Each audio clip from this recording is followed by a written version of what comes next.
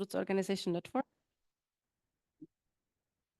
today session. And I would first go through few formalities and technicalities before I'm going to the words of welcome.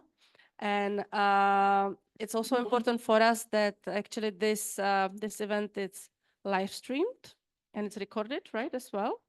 So I hope that you are all fine with the recording. If not, I would unfortunately have to ask you to either leave the room or kind of going out of the picture.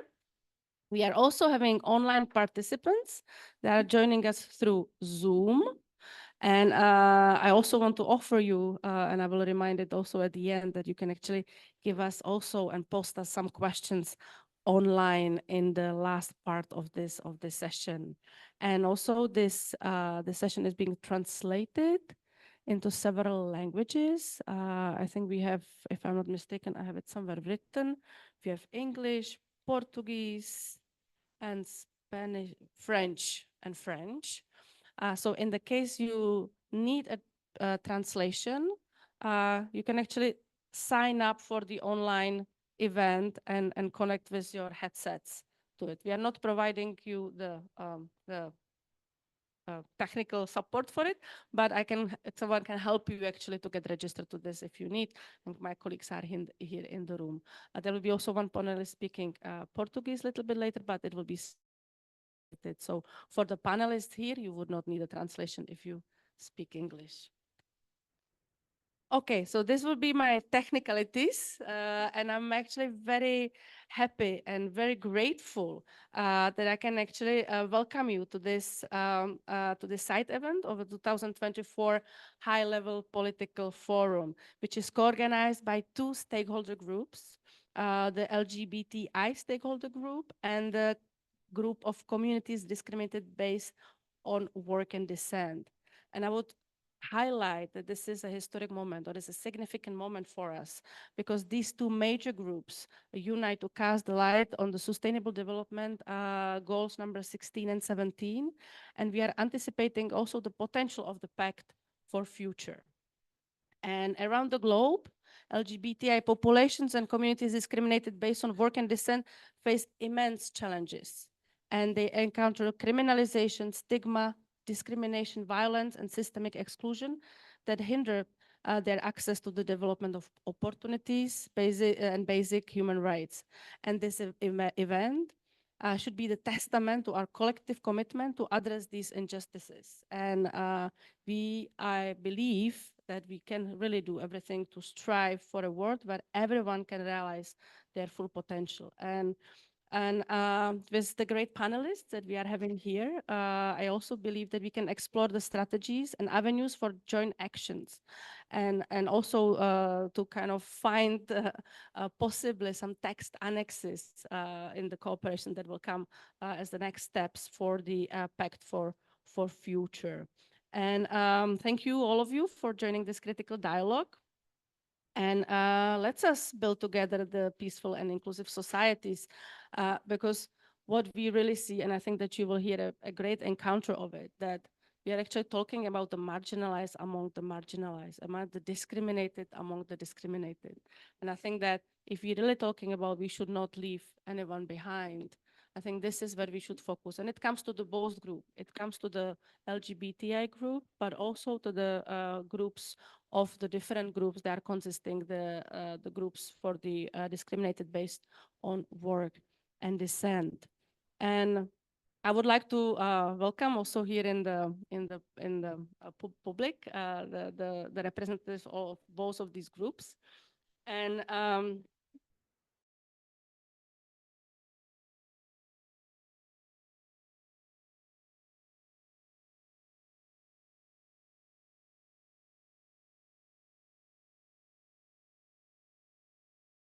if you need some explanation or some other words, we are here to explain.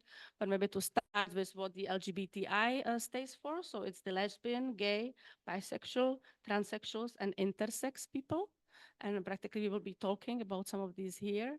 And for the people of the communities discriminated based on work and descent, we are talking about 270 million people, which are consisting of different communities like Roma in Europe, Dalits in the South Asia, or Haratins in Africa, Quilombolas in Brazil. And you will also here encounter of these people here around the table. Before I would which I will introduce as we go to speak. I will ask His Excellency Ambassador Lubomir Danilov-Ruchkovsky for the few words of solidarity and welcome. His Excellency has already shown a commitment to our work, and we really appreciate that you are also coming here and you can address the welcome. Well, thank you. Really, I'm not really a panelist. I'm here just to support and to show you our open support and support in the face of my country in North Macedonia, how we are great and enthusiastic that you are here, and this kind of collaboration, LGBT plus stakeholder group plus community discriminated on a work and decent. Well, yes, LGBT population are the most vulnerable group after the women group, and on that list, transgender people, most of all, on the line. What we mainly witnessing here in UN these years is kind of pushback in the human rights support generally. Practically, we are all in a kind of decline of human rights, especially pressure on the women's rights and vulnerable group rights. We came in situation that in the third committee, practically to vote again, like in Cold War time, in groups, in the blocks. Before that, we could reach kind of consensus in some items. Reserves on resolutions are less on the list. But on these issues, it's hotspot issues on human rights.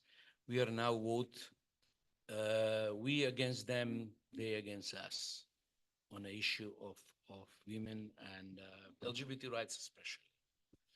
Practically all resolutions which tackle these issues are with a huge list of reserves, which was not the case before, even if we have success to vote for them positively, successfully. And practically now we try to rethink situation in which we have pushback, how to do that, how to handle that issue generally. But the main issue is no compromises with this retrograde tendency, no compromises with that. We will vote in a line of our beliefs, in a support of human rights enlargement, especially in the rights of that practically group, especially in the zone of two level. One is if I single out the most important scope in a line of in a front of the facing or the fighting for rights of LGBT group is one is a safety and security first sector, especially because of pressure to criminalizing this population. In some country, even death penalty is a horrible end of story. And every day, of course, everyday violence and discrimination. Second pillar is equal treatment and inclusive society. I will say effective and inclusive institution. On a paper, there is a mentioning of strong institution. When you mention strong institution vis-a-vis LGBT rights, there's always a problem. But effective institution and inclusive institution is better, is okay. Of course, and I will say develop culture of radical tolerance and acceptance. Radical tolerance. We do not need only tolerance, but radical tolerance and acceptance. Methodologically, in the end, nothing to be done without LGBT people participation in the reform for them. Not reform for them, but reform together with them for them. well, that participation of the people of the LGBT people in the process of reforming is also methodologically necessary and important. Well, again, on the support, a great support of you, and we are really glad to have you here and participate in this event. Thank you.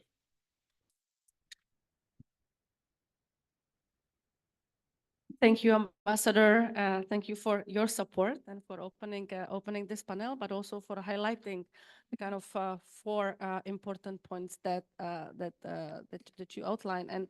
And I really believe that with you and the block that you mentioned here in the UN will grow.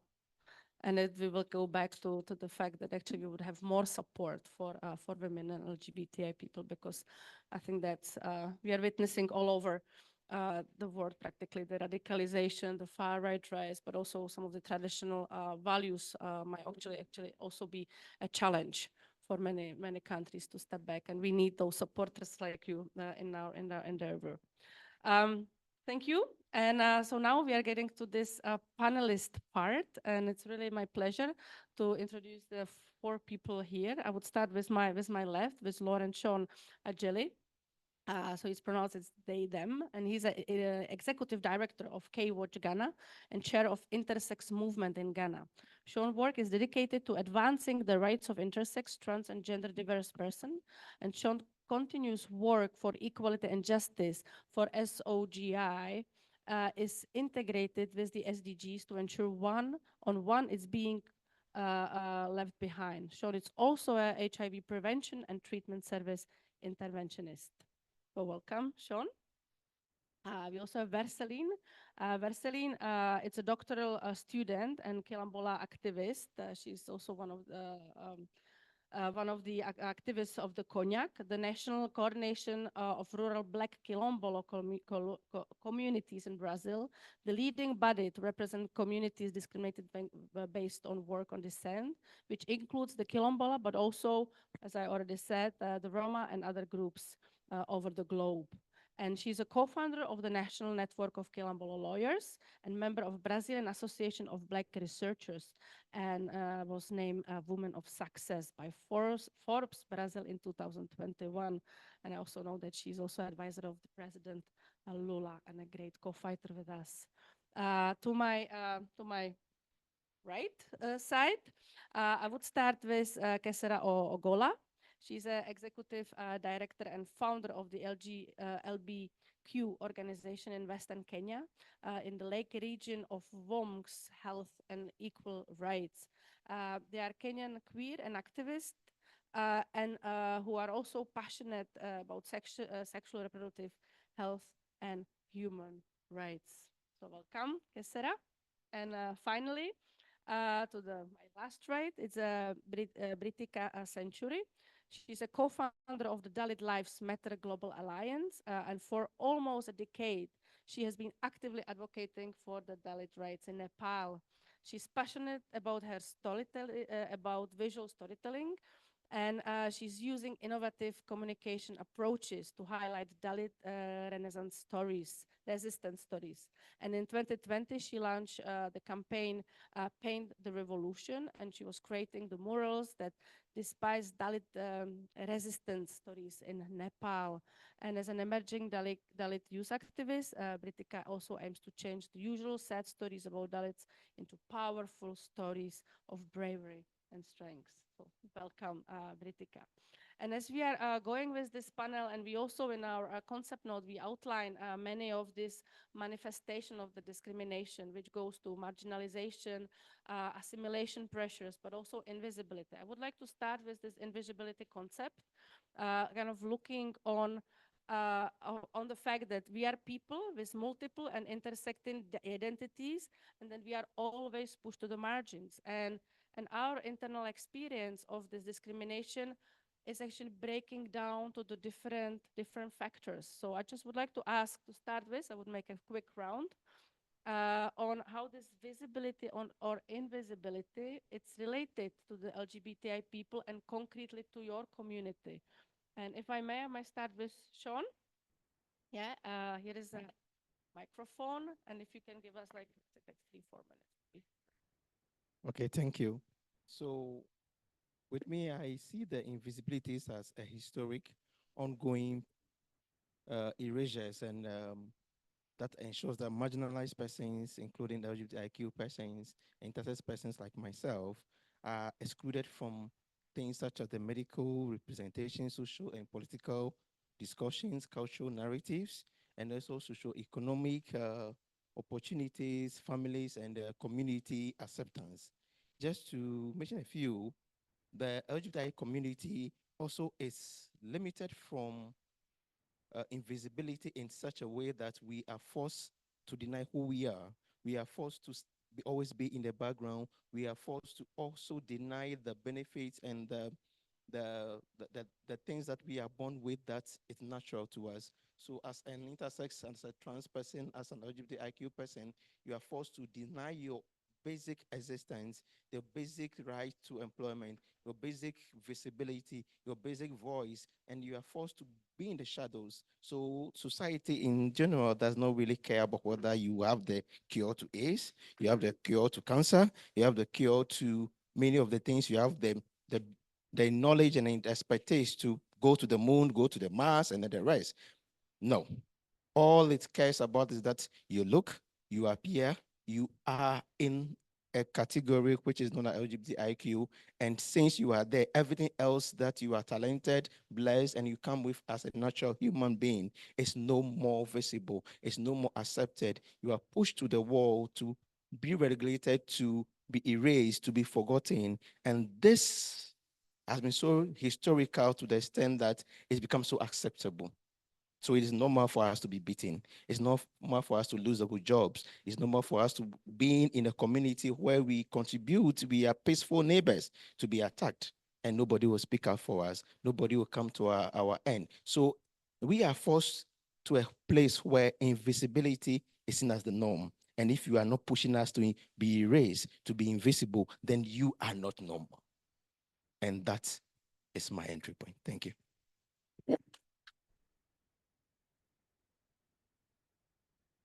Thank you very much, John. Does this one work? Yeah. Oh, yeah. It's not so strong as the other one, so I was not sure. Yeah, now it's better. Thank you for those strong words. I mean, I think that people who are actually not living this cannot imagine how hard it must been to be practically like pushed to those margins so hardly, almost to be like normality, to be practically invisible and erased. And I very much kind of feel with this kind of that the talents are not being used, how difficult it is when actually one knows the potential, but there is actually no way to go out with this on the to the world. So thank you for sharing these deep insights. And I would like to ask Verceline if she can continue with the account of the work of and the kind of life of quilombolas in Brazil.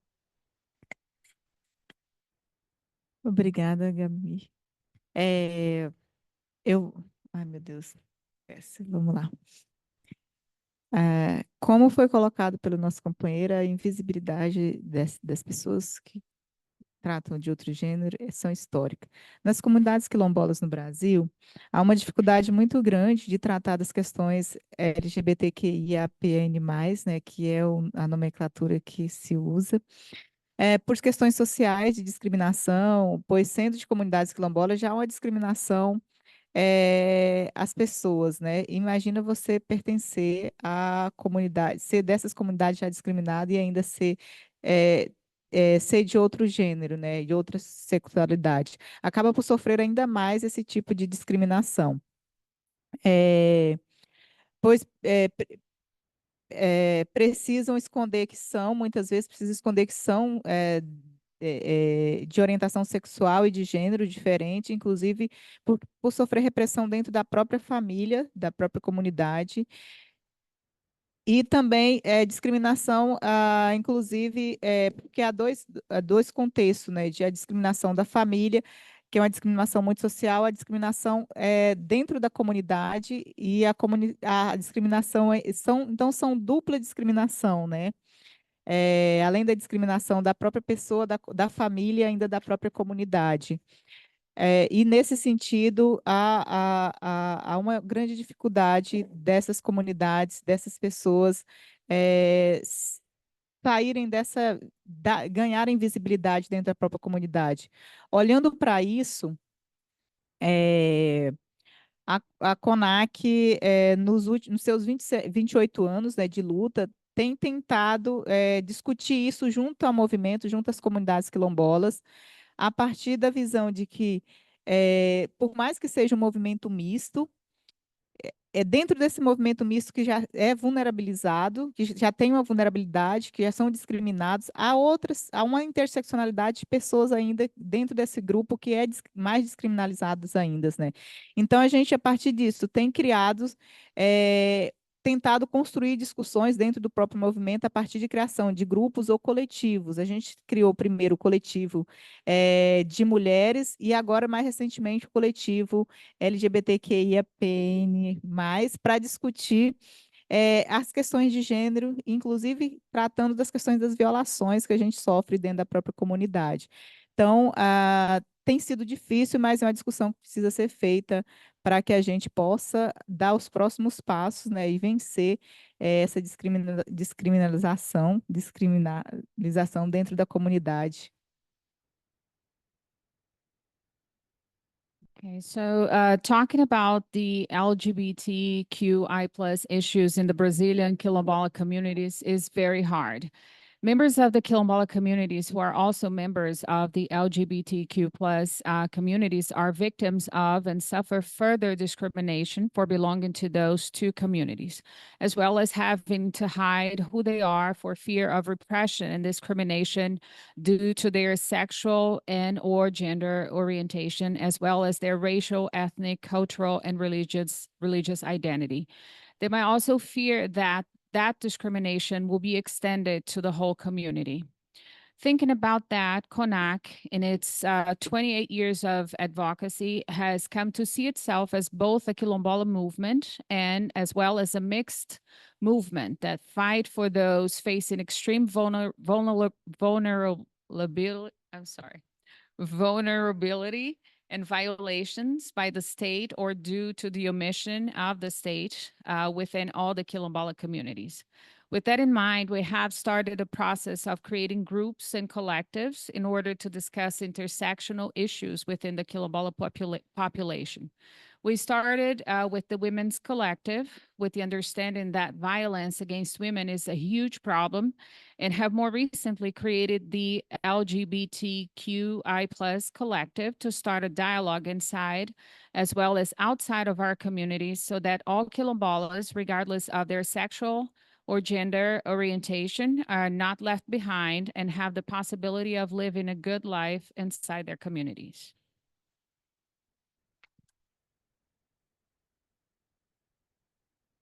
Thank you very much, Verseline and Anna, for sharing the accounts of the work in Brazil. And actually, it's also very refreshing to hear that there is this investment already within the quilombolas movement into creating the groups and opening the dialogues, because I think that's where we have to start for also from the inside, but also, as you said, kind of going from the inside and the outside as well.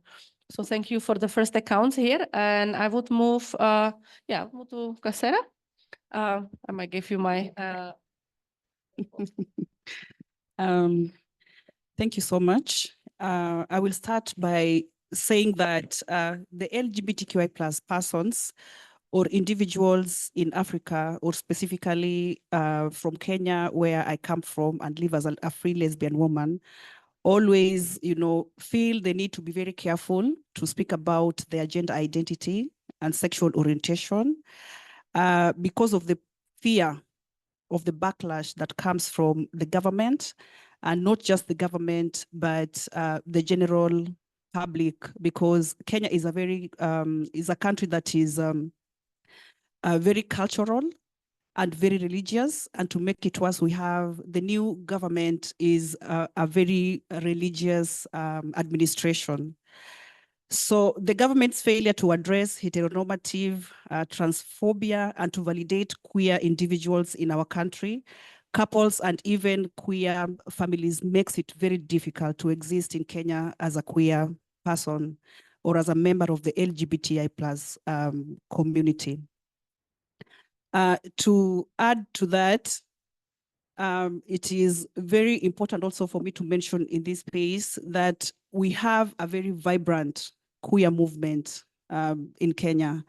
And I think we've created a lot of visibility in the last few or so years, that has worked for us in terms of the policy work that we do, or, the various program interventions that we come up with to, address the problems that our communities or the community we serve have.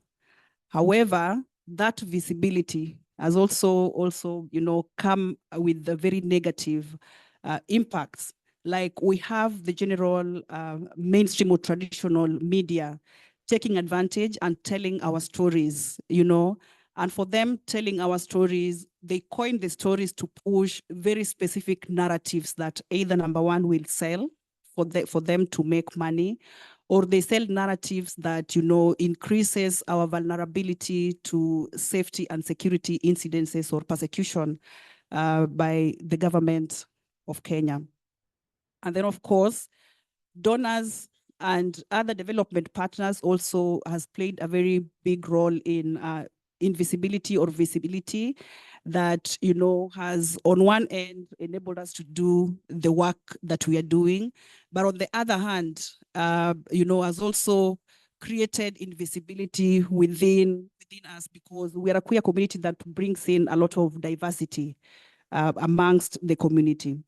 So what happens is that when the community started, or when the movement started, most donors or most development partners were giving resources and capacity, but with a bias around health programming, that is HIV and AIDS, and that automatically left the female assigned at birth queer persons out of the programming because of what the World Health Organization calls lesbian invulnerability to HIV/AIDS. And I think for us as a community, we need the support, not just from the civil society organization, but from all development partners that gives us resources to, support us so that we are able to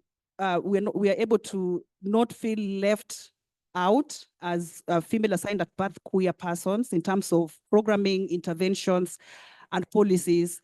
But you help us with resources and the capacities we need so that we also catch up with the GBMSM or gay men. We catch up with the achievements that they've made, the achievements that are visible and that we admire as a population that also feels marginalized within the general queer movement. And then, of course, I will also finish by talking about the invisibility that manifests in terms of bisexual persons feeling left out also in how we program, or they feel left out in policy, voicing their concerns in policy making spaces, or even how various program interventions should look like. Because we always ask very insensitive questions. If you're bisexual, you're not queer enough.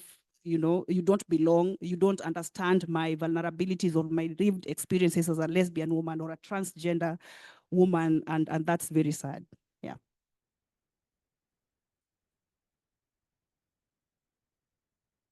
Thank you very much, Kesara, and thank you also for giving us the account from Kenya. And I'm actually also very much triggered by the fact that although, like, despite all the work that you are doing, you are still very much harassed and oppressed by the government. So even like you raise the awareness, so that is the structural barrier, which is very, very strong to overcome. And you mentioned also this media, which are taking advantages of your stories and even increasing the insecurity. So practically the mainstream is like in all senses practically going against you, and you have to work like maybe 3, 4 times, 5 times harder to make sure that you overcome all these challenges. So yeah, I mean, it's all, all of you need a very much courage and to kind of go through the struggle. So thank you for sharing. And I would give the word to Ritika. She's our last round of the panelists at this very moment. Thank you. Thank you, especially His Excellency, for being here, because your presence means solidarity to not just CDWD community, but the LGBTQI community, but also all the uh, like guests that we have. If you do not represent CDWD or LGBTQI community and still you are in the room, that means you are already in solidarity with the messages that you are taking forward from the discussion. I would like to start with the statistics of Nepal. Coming from Nepal, Dalit population is about 14% of the 30 million population in Nepal. And whereas when we talk about the LGBTQI community, the recent 2021 census shows that the total population is 2,928, which is just 0.1%. But however, people argue that the percentage of Dalits could be up to 20%, which is 5 million population. And in terms of LGBTQI population, it could be more. But again, there is a lot of taboo and stigmatization that's attached to it. People do not come out and recognize themselves as Dalit. How do you recognize as a Dalit? You recognize as Dalit as with their second name. If I say Bridika Century, Century means I am a Dalit. But most of the people, they are changing their title. So, there is invisibility within the visibility and the visibility within the invisibility in itself. And when we talk about the LGBTQI community, I mean, not everyone wants to come front. So that is why we just have 0.1% of the total population, but I'm sure there is more. But specifically talking about Dalit LGBTI community, there is no segregated data, and we still lag in terms of that. And yes, talking about just the small percentage of people and the discrimination faced by this people is not something that can be ignored easily. And coming to the main topic of visibility, I feel visibility is not just about being seen, it's also about being recognized, respected, and included in all aspects of society.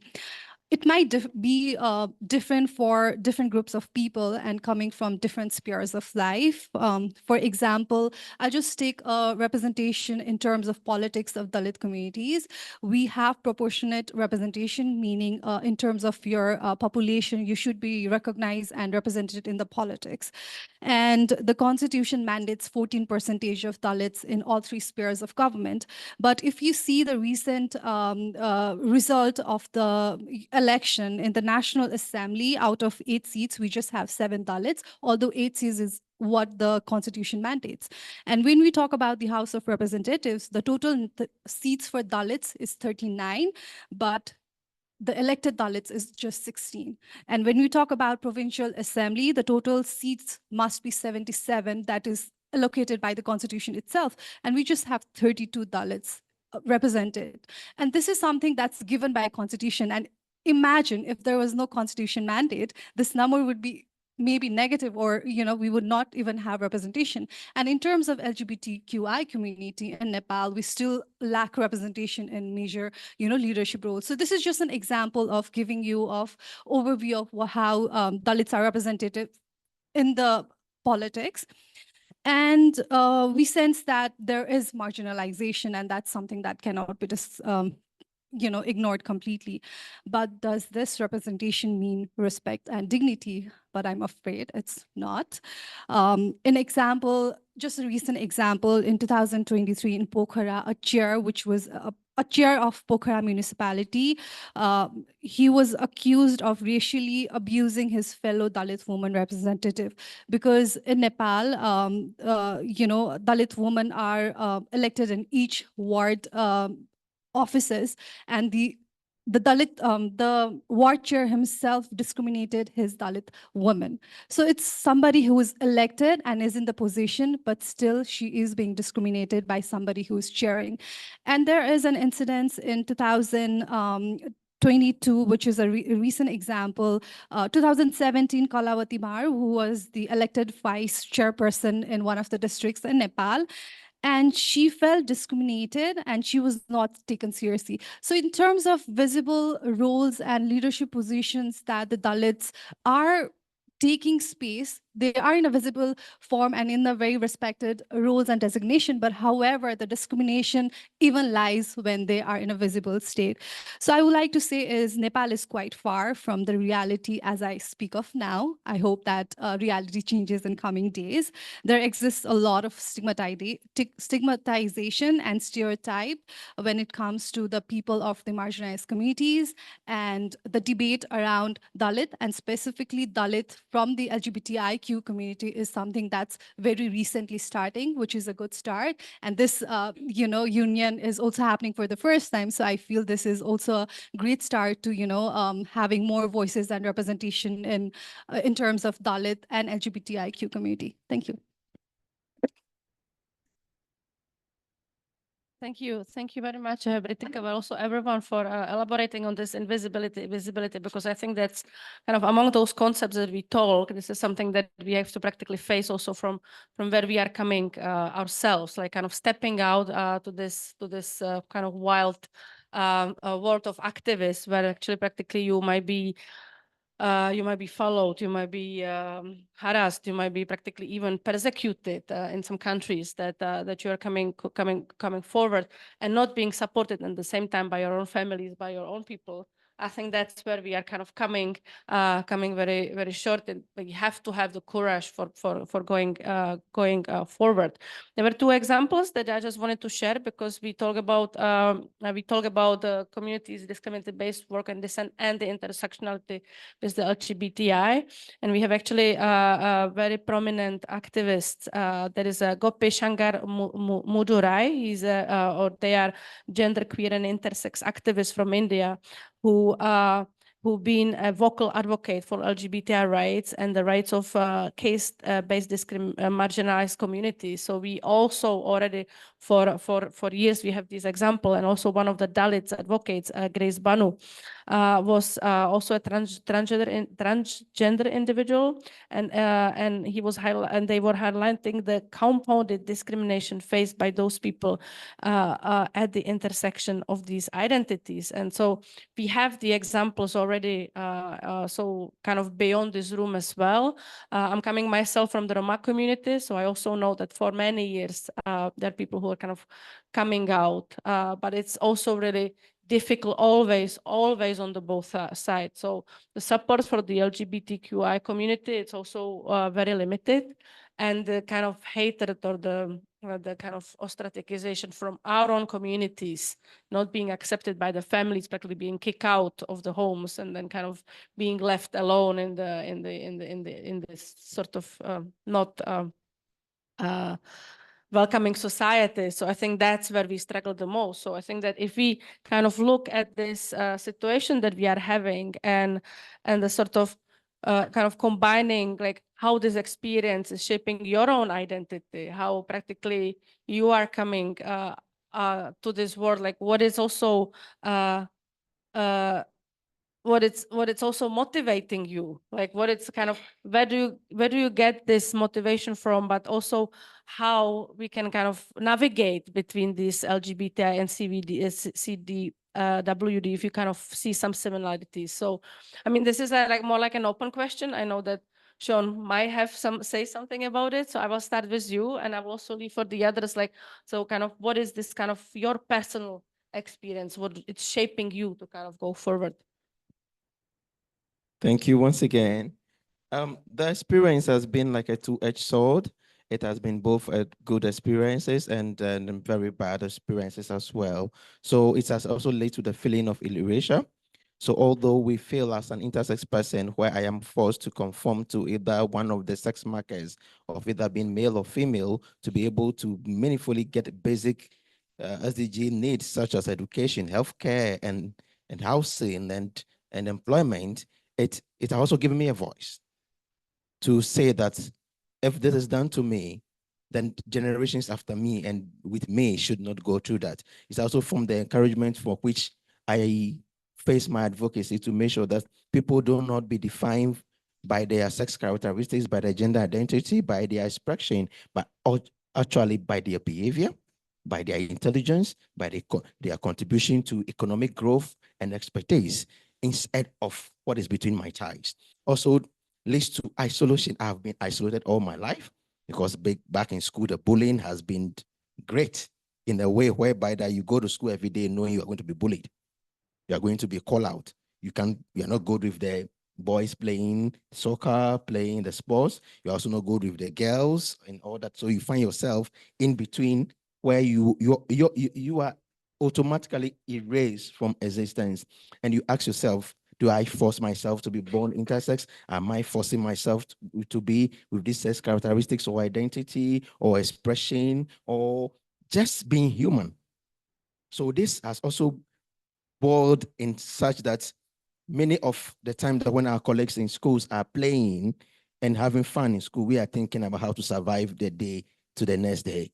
We are thinking about, okay, when I come to school today, am I going to be bullied? Am I going to my head shoved in the toilet? Am I going to have my existence? Instead of thinking about how quantitative methods is difficult, how basic arithmetic it is, or how to navigate the planet and look at all the planets in the sky, instead how to have fun, how to fall in love, how to have attraction to somebody in school. And this has been some of the things that have really, really, really excluded us and also become the sort for which we work. Although we have the social exclusion, we have the stigma and the discrimination and limited access to resources as well, and then the cultural and religious setback, we have decided that enough. If we don't speak out, generations after that will not have the space. So we have gone up to speak. We have ideas on economy, why nobody engage us in discussion.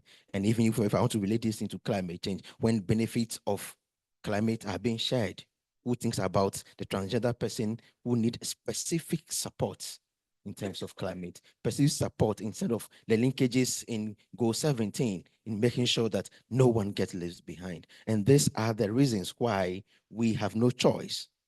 I have great ideas about my country, Ghana, how to move the country forward, how to good development, but can I stand for political power knowing that my sex characteristics, gender identity, and expression are different?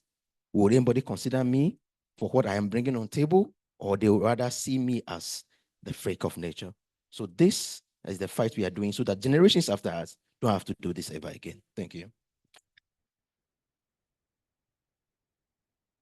It's a moving account. Thank you very much for the sharing. I think that actually that you totally get the kind of cross-cutting line that we are talking here about. It's like, yes, we are also talking about that LGBTQI and CDWD have to speak where we are talking about our people, but we also have to be allowed to speak about all the other mainstream agendas, as you say, the climate, economy, energy, like everywhere practically, to have the lenses and our talents and our intelligence to be shared, practically the expertise which we are kind of should be also allowed to create. And I think this is the point. Like we should be allowed, we should be able to enjoy all of these benefits of the life that the majority of society can also enjoy. So thank you very much for sharing. I would still give this similar question to you, Kesera, because you may also having this your personal experience and kind of your identity.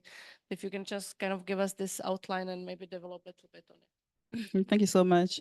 I think as a lesbian woman living in Kenya, not living in urban areas where you have people from all walks of life, people from different cultures.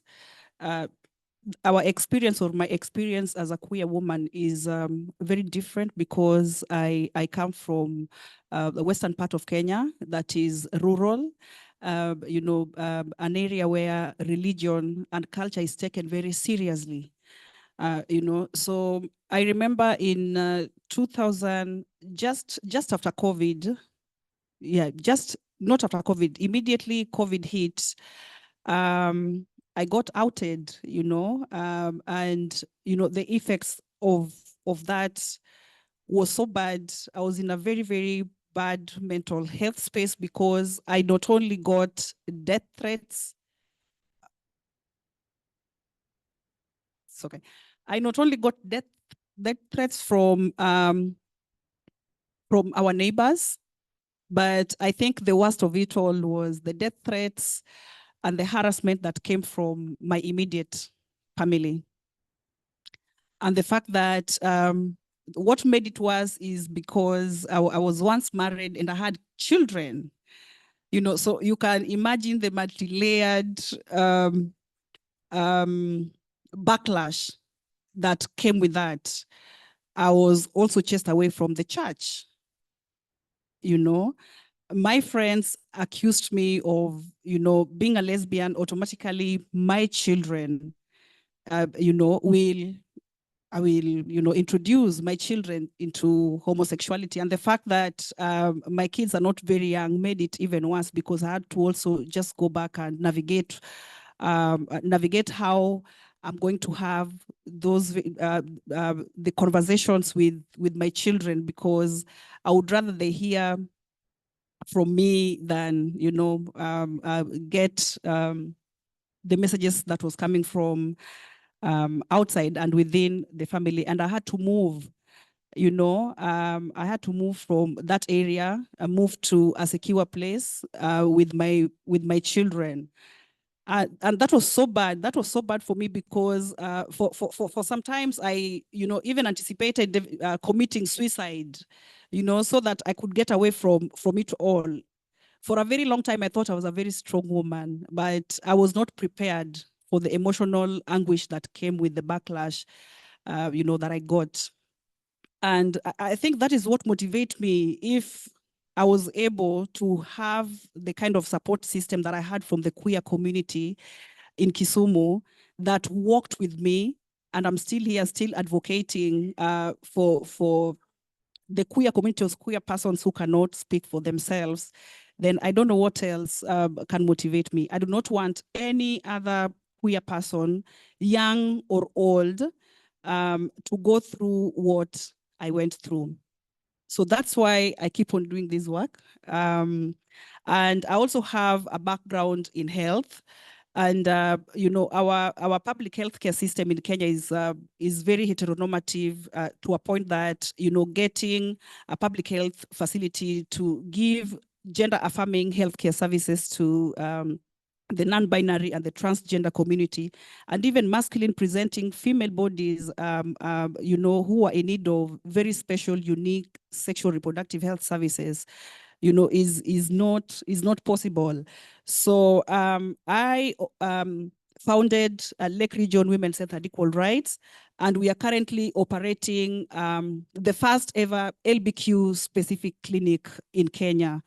And we are offering gender affirming sexual reproductive healthcare services for female assigned at birth queer persons, including trans men. And we've seen a lot of traction, you know, we've seen a lot of traction of our communities coming for the services. So I don't know what will happen if I woke up one day and said, you know, we are not opening the clinic because I'm so overwhelmed. You know, so the fact that we are giving direct support, we are seeing firsthand the impacts of the work that we do at the reproductive health clinic, motivates me to wake up every day, motivates me to, you know, come into global spaces and, you know, share firsthand experiences of what it looks like to be a queer person and to come from a small village in Kenya. Thank you.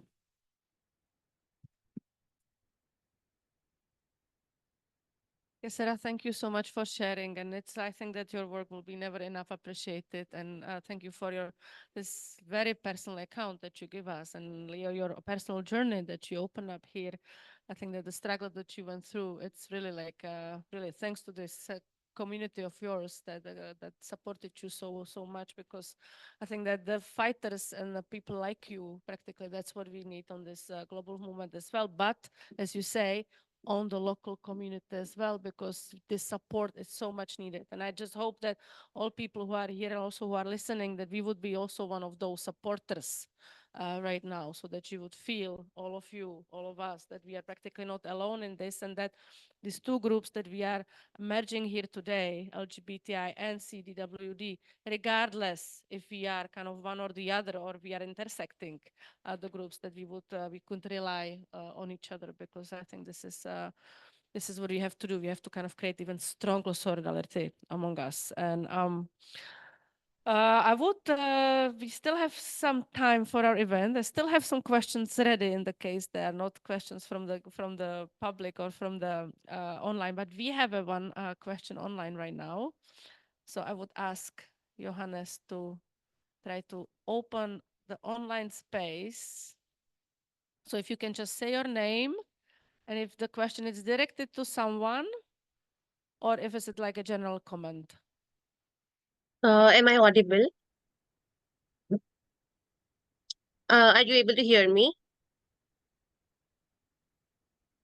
Okay, so apologies for this. We would solve the technical issues. The sound has to just get connected to the right channel. So maybe there is a question also or comment from the public here. So someone want to give, yeah, Queen, oh yeah. And then I have assistant over there. You can give it after to Queen. Thank you. Thank you. Thank you everyone for, can you hear me? Yes. For the chat. Very insightful. My name is Jimena Gonzalez. I am a young woman from Mexico, and I'm representing civil society at HLPF. But of course, I'm representing civil society, but I also want to assist to this kind of events with the youth perspective. And that's something that I have very close to my heart, obviously, but the LGBTQ topic is very in my heart as well. So I love these type of events where everything kind of collides. And I was just want to share a bit of my perspective on what being a young queer woman in Mexico is like. And I was reflecting on it when you mentioned parenting. I think for me, growing up in Mexico, it's a country where there's still a lot of work to do. Obviously, our culture has advanced in the past years, and I've seen it advance because of the work that youth is doing right now, mainly with our parents. When I came out to my mom, I had to sort of teach her a bit everything about this. Well, not everything, but my experience being a queer woman and what that represented for me and what that might represent for other people and other young people. So I think that, I don't know, it's great work, all of the initiatives that you guys have in each of your countries, but I also think it's something worth highlighting, the effort that each queer person puts into their own reality and with their own people and with their own network. So I don't know, it's just very nice to hear it from your perspective and how you're doing it. And it's very inspiring for younger people like myself, and, you know, just trying to make it a bit easier, like you were saying, for the future generations. But yeah. Thank you. Thank you very much for sharing. If I may just, can we give a try to the online? Because I just promised them before. So, and then we know about you. And I think Paul also had a hand up, right? Am I audible now? Yes, we hear Oh, you. Very good. thank you. Thank you so much. Thank you for giving me the floor. And to all the speakers who presented their reflections, that was really enlightening to hear. And particularly Bridika's reflections quite struck me because she talked about Dalit identity and Dalit people having to hide that identity. And it reminded me of this book that was written a few years ago by Yashika Dutt. She's a Dalit woman writer, and she wrote this book, Coming Out as a Dalit. And this language of coming out in itself shows this overlapping of CDWD and LGBTI issues. Uh, Personally, also, I have gone through my school life trying to hide my Dalit identity for quite a few years because of some sort of fear of being discriminated or of being attacked, or in some ways or the other, systemically, structurally.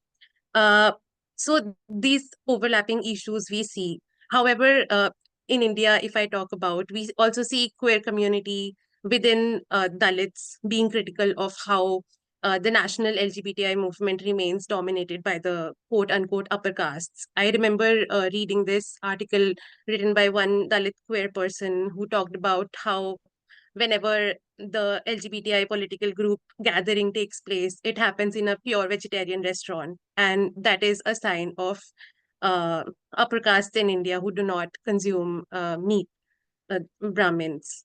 And also within CDWD, LGBTI individuals are particularly marginalized. So, keeping these things in mind, my question was, how do we think of some practical ways to bridge these so-called differences, to not only make these movements more inclusive, but also to bridge them together given that these issues are not mutually exclusive. These are so much intricately interconnected. I ask this question to anybody on the panel. Thank you so much.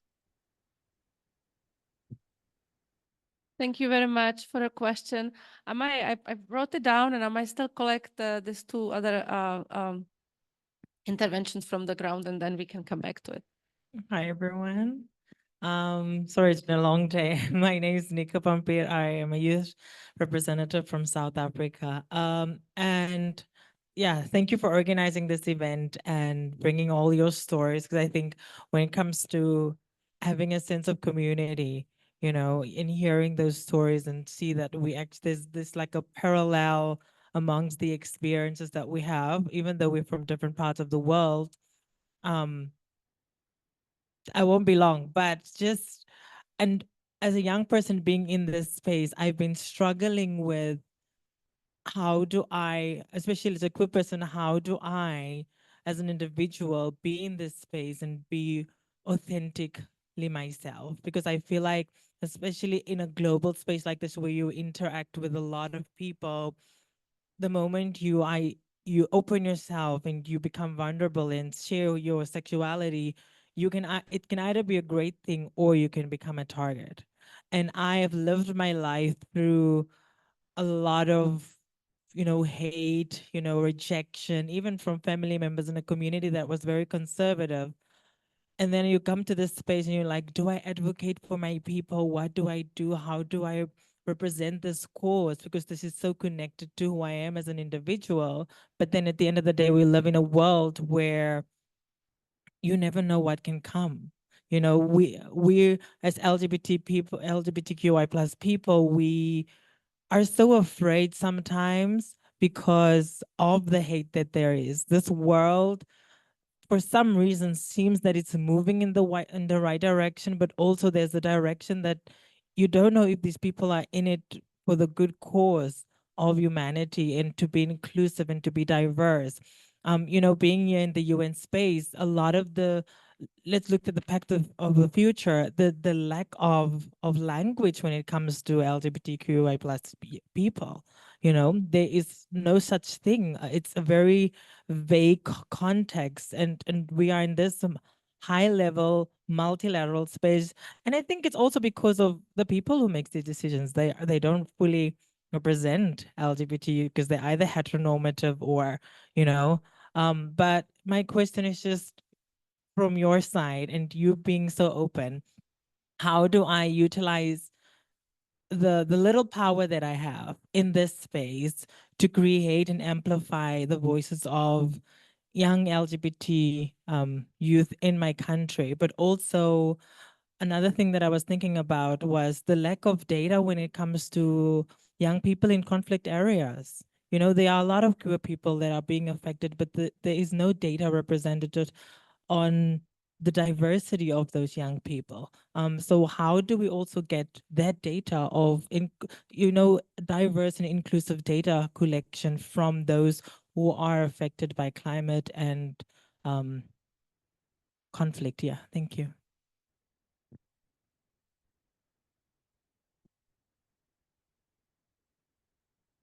Thank you very much for very enlightening interventions and statements and speeches on each of these aspects of exclusions that we face. I really appreciate the LGBTQI and the stakeholder group of CDWD to have organized this, and thank you very much. My question is similar to that of what, my name is Paul Divakar. I'm with the stakeholder group of CDWD. And also convener of the Global Forum of Communities Discriminated on Work and Dissent. My question is similar to that what Pranjali has asked. While we are conscious of the individual identities and the kind of exclusions we experience, we are also conscious that there are intersecting exclusions that we do between these two identities. So what practical suggestions would you have for example, the dissent communities or communities discriminated on work and dissent, to ensure that the concerns of LGBTI people will be visibilized and acknowledged and measures taken, and so also within the LGBTQI, whether it's a stakeholder group or as a movement, what can you suggest that the intersectionality of further layers within the LGBTQI will be very strongly addressed, so that we can synergize to ensure that these will evolve very powerful suggestions for inclusive, because it's not just 1+1, but I think it really, the intersectionality, it bears such a heavy amount of burdens on each of these identities. So I think not only acknowledging, but also taking measures will ensure that both these identities are not only addressed, but very creatively taken to make sure that we have a very inclusive, not only inclusive, I mean, very powerful statement to address, broad human rights for all. Thank you. Thank you. Thank you very much. Okay, so are you fine still collecting? These are very kind of similar questions that we are collecting. We have like two very similar, one kind of very practical to what to bring home. So yeah, so let's take these two and then we will wrap up. No, I just wanted to say, hi, everyone. My name is Rashima Quatra. I use she, her pronouns. I'm one of the organizing partners of the LGBTI major group and stakeholder group. And I'm really happy for this opportunity to have this collaboration with the stakeholder group on communities discriminated by work and dissent. I have one comment and then I have one question for the ambassador, actually. My one question is that, a lot of the work that we need to do is actually to break down the structural barriers and discrimination that we actually face within our communities, because oftentimes persons who face multiple vulnerabilities, even if it is that we're queer or that we're Dalit, we don't find ourselves within those major communities as well. So what work are we going to do to break down those structural ourselves perpetuating some of those structural forms of discrimination amongst our communities to make sure that it is a safe space where we are not just, perpetuating LGBTI rights at the cost of religious freedom or against Muslims if we're in India? Like, how are we bridging those divides? And my one question for the ambassador is, you mentioned so much, Ambassador, and as we all know, working in these contexts and spaces, that the environment right now at the UN is one of a lot of hostility and difficulty when it comes to working on vulnerable communities or marginalized communities as a whole, but of course, LGBTI communities and gender conceptually. So I wonder, from your perspective, how can we move forward as civil society and as allies with member states and your member state on what language do you think will work in bringing progress? What narratives do you think will work in bringing progress on our collective issues? Thank you for the question. I will collect one. I will make the round, and then let's see if we have time for more, because I think that that's also important to give the space to panelists. So yeah. Thank you, Andre Duplessis, he, him, Outright International. My dear colleague Rashima sort of asked the similar question, but because as you were talking, and Paul, thank you for what you were saying around the way we intersect. It means that if you are bisexual, but you're also Dalit and you're a person with disabilities, it takes us, as Rashima was talking about, into language negotiation. Do we therefore go for an ever longer list to include us because we are invisible? And you spoke so powerfully about the invisibility. We want to be seen. But then we have the political reality, and we're all looking at the summit of the future. What are we on Rev 2 at the moment? And we're still waiting. When you open up that document, you probably look for your community. Am I mentioned? I'm not mentioned. Does this mean it's a useless document? Or actually, are there principles? And I think this is what you were pushing at, Rashima. Like, what are the principles that unite us in this? Like, I've been thinking, like, if we cannot find sexual orientation and gender identity, what can we find that is the vision that we have for this planet that includes all of us? Because we've got our two groups here today, but how many others should be here? And we could go on and on and on. How are we visible in our entirety? Thank you very much for the question. I will pause a little bit the public now. We still have some time, so let's just make a round of this first comments and questions. The very first one that we received was really about the practical ways how to make our movement more inclusive, and I think that was coming from the two different sides. And then there was also one on how actually what we can do to actually bring and kind of more amplify the work on the national level. I think that maybe kind of can go along. Do you feel like someone to start answering? Yeah, you can start, Sean. So I can take the practical way and chip in a bit of culture. So I'm looking at it this way. The intersectionality between these both communities is such that when we're talking about race, we have LGBTQ who have issues with race in terms of work, and then we have people of disability, we have people of various sectors. So we have to be intentional in form of providing education and training and rewriting the narratives, intentional in the form of breaking the stereotypes and the misogynist agenda, intentional in the form of making sure that the diverse voices, what are the diverse voices? There are trans people who are Black, there are trans people who are white, there are trans people who are Indians. We are all through the spectrum of life. So we have to be intentional in making sure that the society, the environment, it's welcoming for all. So in places where you don't even find your name in the narrative, you find it's my creed in the narrative, it's my religion in the narrative, it's my color, it's my dialect, it's my language, it's who I am in the narrative. And when you are able to relate to that in the narrative, use that as an entry point to make sure that all others are included on the table. And also foster a culture of respect and acceptance. Let me respect you because you're human above all. Let's ensure that respect, acceptance, tolerance is the foremost agenda on the table. And to make sure that respect is done, how do we do that? By ensuring that there is no more social exclusion, that stigma and stereotype barriers are broken, limited access to resources are a thing of the past.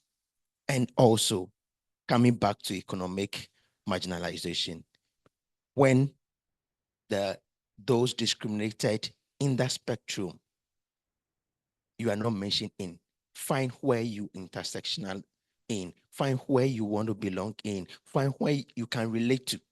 And when you are talking for A, it means you're talking for yourself. So it's not always raising the rainbow flag. It's not always raising the creed flag. It's not always raising the disability flag. It's not always raising the marginal flag, by raising the human flag. And when we are raising that, we are talking for everybody discriminated on the table, everybody by race, by age. There are a lot of people in the age bracket who are being pushed down, even though they are development are also at stake. So let's be intentional is the key word. And how do we be intentional? By ensuring that the barriers that break intentionality are no more. Thank you.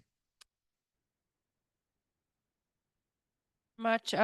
Maybe also one more. Yeah. Yeah, thank you, Pranjali, and thank you, Paul. When we talk about intersectionality, and especially as I advocate for the CDWD and specifically for the Dalit rights and the LGBTQI, I was just reflecting, just what could be the closing or what could be the recommendation. So I just quickly noted down, in terms of Nepal, we have been very progressing in terms of legal aspects, but I feel like legal framework is something that can be strengthened, because that really helps, that is the key to strengthen any given community, be it LGBTQI or the Dalit community and the other CDWD community that we are representing and advocating for. And also when we, sometimes when we talk about discrimination, sometimes we oversee the digital or the invisible forms of discrimination that exist. Right now, the discrimination is not just like, hey, you are a Dalit, just don't sit with me, or hey, you are LGBTQI community, you are not invited. There's like a invisible forms of discrimination. So I think whatever agenda or whatever aspects of life that we are working in, I think it's important to incorporate those forms of discrimination that exist. In terms of community support and empowerment, since we are talking about SDG 16 and 17, I'm just trying to limit myself within those avenue.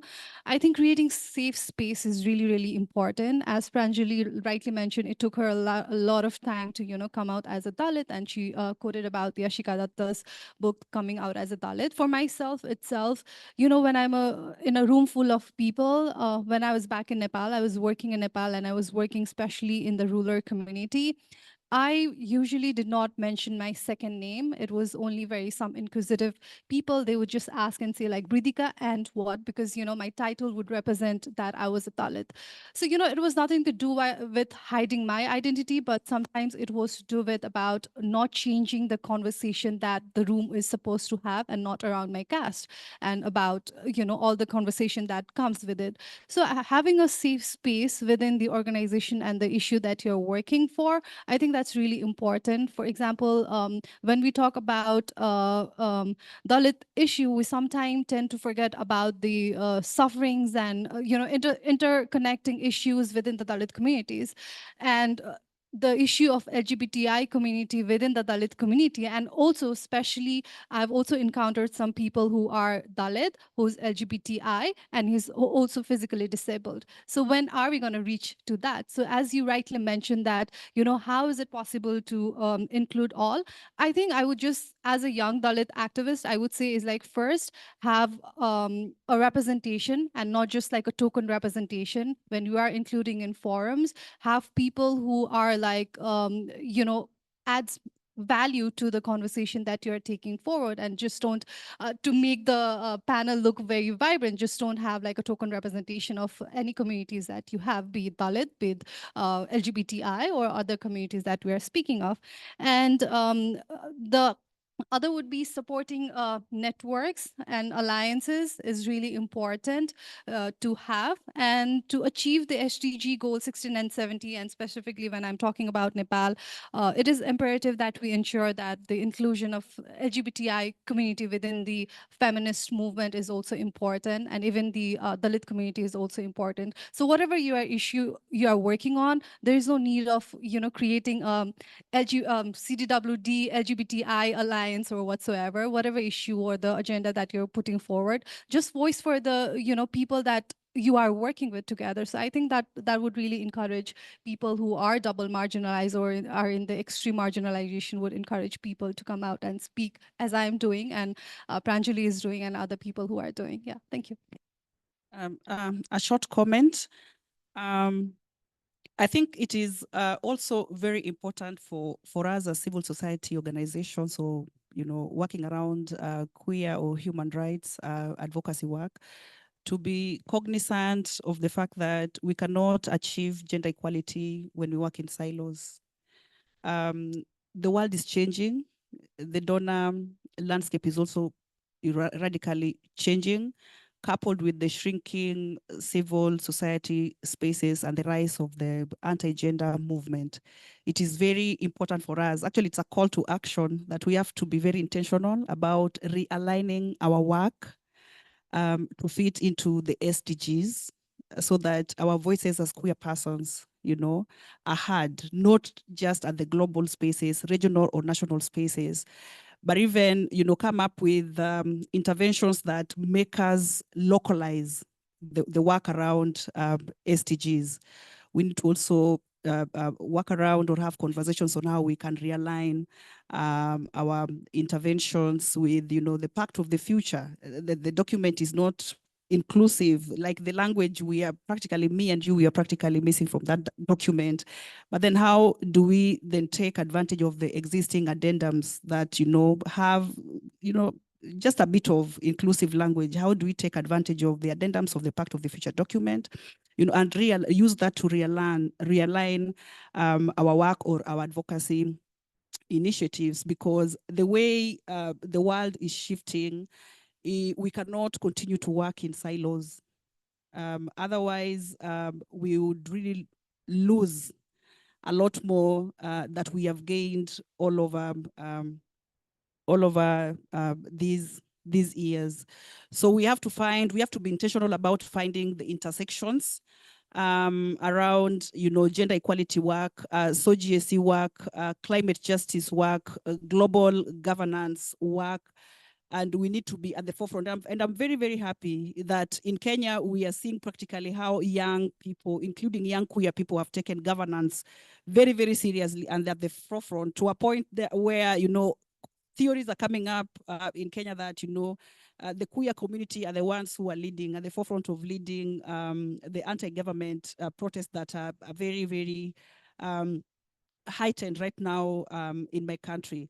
But you see, for a very long time, the queer community in Kenya, has been on the forefront of the, social activism work, and we are visible. So I'm very, very proud that, practically that is what governance or taking or making governance accountable practically looks for us like in Kenya.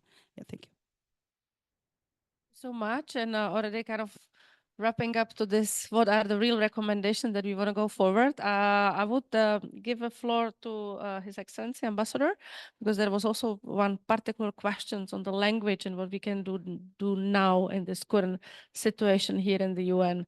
And it would be nice to hear your opinion on this. Thank you.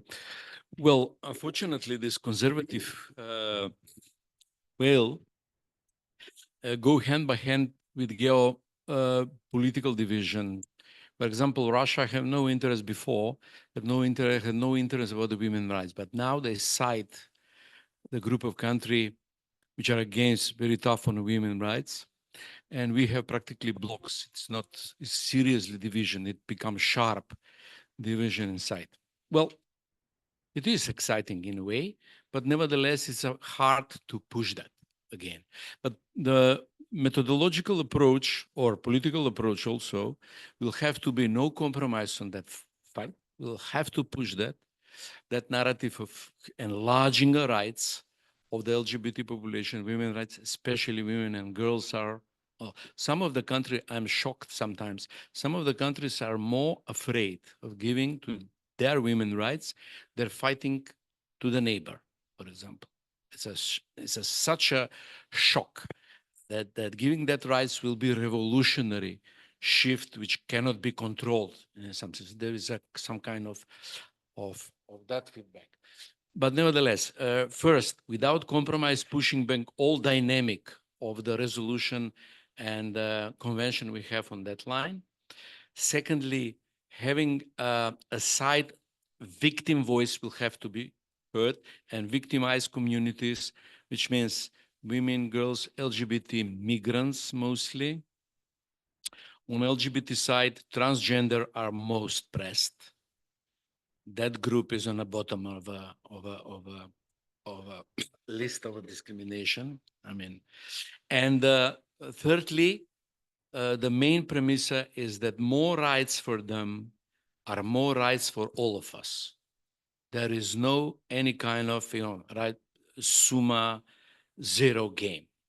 More rights for them is more rights for everybody of us. From economy, and there is many examples. I don't want to borrow you.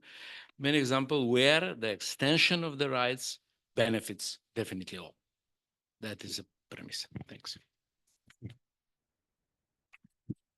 Thank you very much. This is indeed very helpful, although it's not such a positive prospect, but at least the work, we anyways do the work. So there is a direction that we can do, we can direct the work. So let me still give this there were two voices that wanted to go from the public.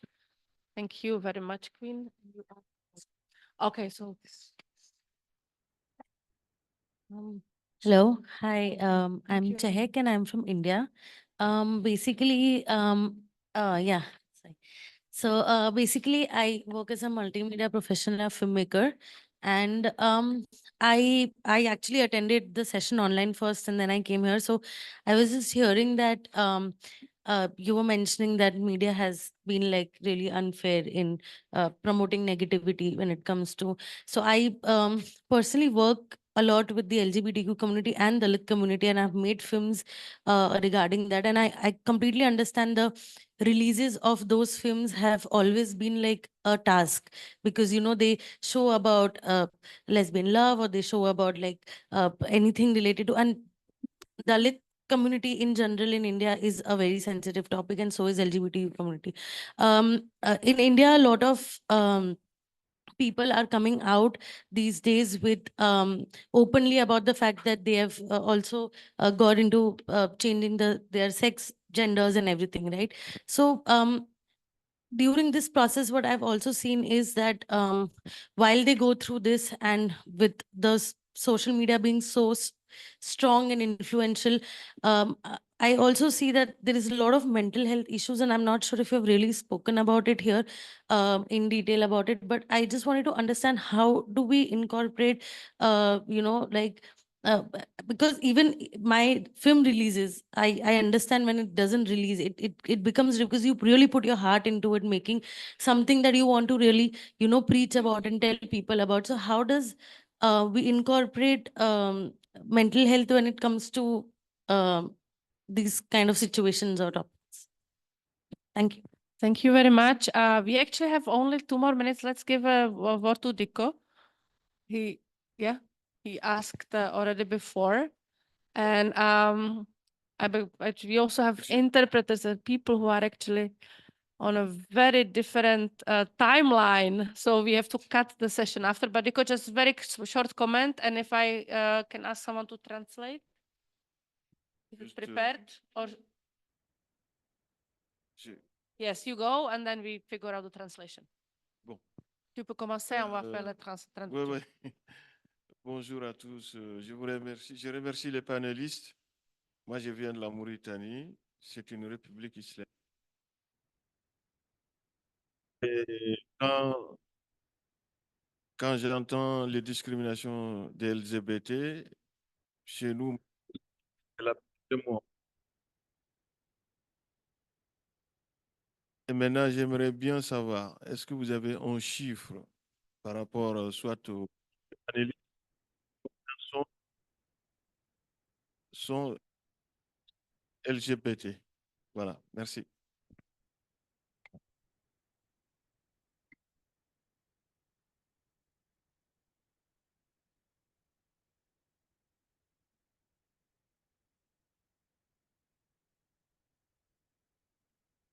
That penalty in Mauritania. Okay. So thank you also for the comments from the ground. We actually have 1 more minute. So this we normally we would have to close, but I would still maybe ask if there is like one final words that your kind of, what is the kind of main thing we are taking out from here, something that should be remembered. Maybe Sean, you didn't speak. Okay, so as a form of recommendation, I would say that let's ensure and promote inclusive justice systems. So let's include women, right? Women's development and issues and not laws that actually support and end discrimination in our countries. You're looking at the SDG6 and the intersectionalities of SDG16 and intersectionality of 17. Let's ensure fair access to information, foster partnerships for inclusions, and mobilize and allocate resources and supports for the achievement of the goals. And above all, let's promote inclusive and equitable policies to ensure that no one, whether it's by your sex characteristics or your qualification, your work, and anything gets left behind. Thank you. Thank you so much, Sean. My last remarks would be meaningful engagement for queer persons all over the world, but not just meaningful engagement. We should be given an opportunity to, contribute positively in spaces of decision making, in spaces of political discourse. And then, of course, when we're talking about meaningful engagement, it's important to invest in giving power to increase agency of queer persons all over the world to continue to advocate for gender equality. Thank you so much, Cassera. Thank you, everyone. First of all, I want to thanks to the both stakeholder groups, the LGBTI and the CDWD group, that we actually managed to have this very forward-going workshop or a side event today, because I think it's settling a way forward. And as we say, we cannot work in the silos. We have to work together. And I think we also had a representative of the youth people here, so we are kind of showing that we can actually work together, and that is just the kind of one of the steps ahead of us. So thank you, the groups, first of all. Thank you, the panelists here. Thank you for being open and for sharing, but also kind of bringing the recommendations that you did. Thank you, all people in the room, and all people online as well. We have some of our participants, like Prajali. She's actually having 3 a.m. In India right now, and she's still staying with us. So big thanks to you, and to all the translators, because that's always the hard work as well. So big applause to them, and also to Johannes for staying behind and kind of keeping us connected with us in the room and with the world outside. Thank you very much.